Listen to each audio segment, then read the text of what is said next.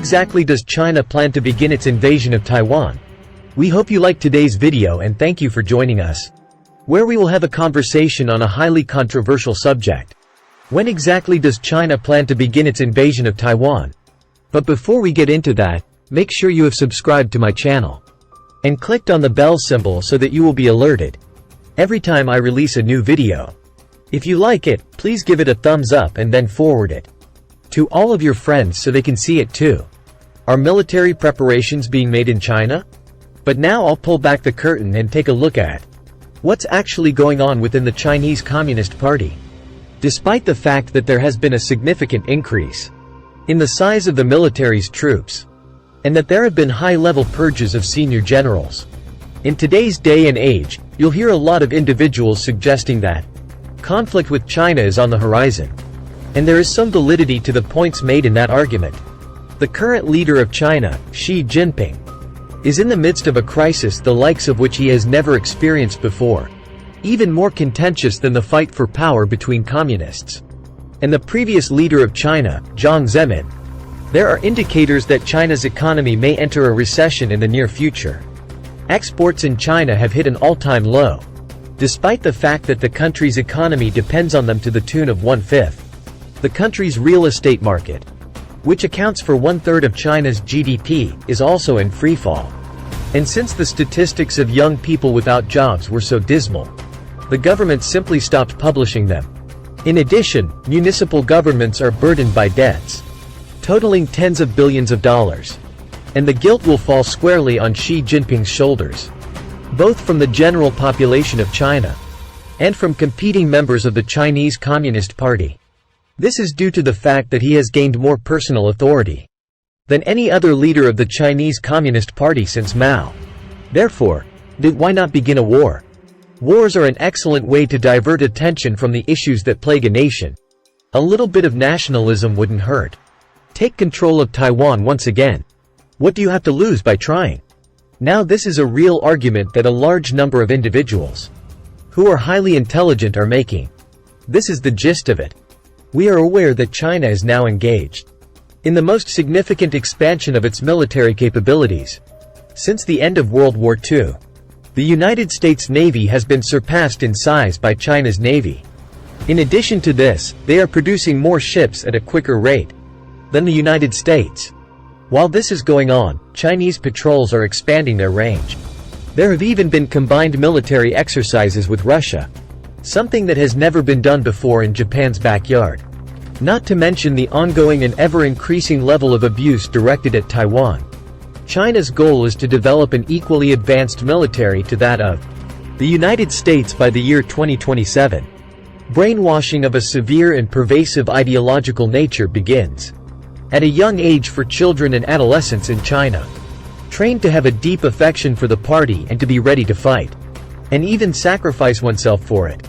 It would seem that China has the capability to wage war at this point. Xi Jinping is also paying careful attention to the setbacks that Putin has experienced in Ukraine, specifically, the effect that the sanctions have had. Meanwhile, China is making preparations. China has been working on its own to protect its economy from the effects of sanctions, and it has also been decoupling from the United States. You are probably aware of this, but just in case there is a battle. Additionally, China is stockpiling food, grain, and even gold in large quantities. It is not difficult to discover folks who believe that this is an indication that preparations are being made for war. And probably the clearest indication of all is the fact that Xi Jinping himself has been giving orders to the military to be ready for battle. Then there are the unexplained deaths and suicides that have occurred among China's armed forces in recent months. These top 6 commanders of China's elite rocket force have either vanished, been placed under investigation, or are suspected to have committed suicide. And it is a really significant point. The rocket force of the People's Liberation Army is in charge of practically all of China's nuclear weapons. As a side note, China's goal is to treble the size of its nuclear arsenal by the year 2035. Despite this, it would still only constitute a very small part of the United States nuclear arsenal. But think about it this way. If Xi Jinping were to threaten to use nuclear weapons to seize Taiwan, Would the United States be willing to incur the danger of a nuclear attack on either Los Angeles, Washington, or New York to protect Taiwan? That is most likely a question that Xi Jinping is pondering for himself right now. Then why the repression? In any case, this is the argument that some people are making. And it is that these commanders were hesitant to attack Taiwan. And Xi is eliminating any resistance to his goals by placing individuals who are devoted to him and ready to fire the trigger whenever he tells them to. Does this then imply that a conflict will soon break out? In point of fact, the reverse is true. Therefore, let me to explain to you why Xi Jinping is in no way making preparations for war. It is true that Xi Jinping has been giving orders to the military to be ready for battle. In addition to that, he has said almost the same thing each and every year. Right at this moment, there is undeniably a significant buildup of armed troops. In addition, Xi Jinping has made it clear that Taiwan would be taken by force if necessary. The Chinese Communist Party is undeniably a danger, and one that we need to consider very seriously indeed. This includes the military that it controls. But Xi Jinping does not want to fight right now because the timing is not right. The party is, in fact, hoarding supplies of food. But it has nothing to do with being ready for battle. This is due to the fact that China is rapidly running out of food. There is a very real possibility of starvation, particularly in light of the recent floods that wreaked havoc on China's agricultural heartland. Xi Jinping's leadership is in jeopardy as China is confronted with problems that have never been seen before. However, he has no plans to further destabilize the nation by going to war. Xi is managing the situation in the same manner that he has in the past, which is by engaging in propaganda and purges. Xi has been cultivating a self-centered personality cult for the sake of advancing his propaganda agenda. Young people, who are now the demographic most upset with both him and the Communist Party, are the primary focus of this campaign because of this. The party is resorting to the tried and true tactic of patriotic education as a way to reinstall faith and loyalty and salvage the future of the party's popularity, as stated by the China Project. And this is the true motivation behind the military instruction given to children as young as 5. It is less about transforming them into a fighting force that is genuinely effective than it is about attempting to instill a sense of loyalty to the party.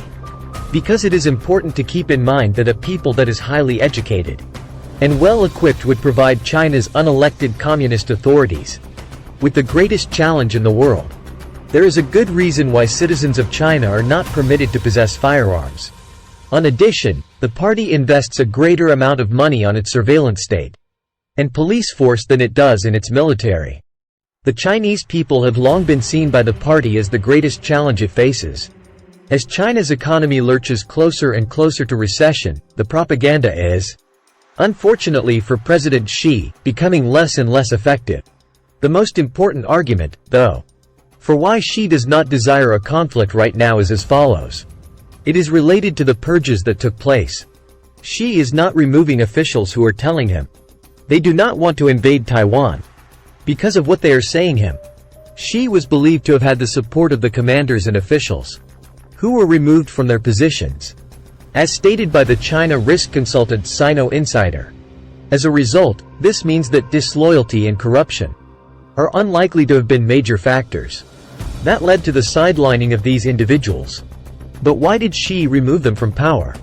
Because his competitors forced him into an impossible situation.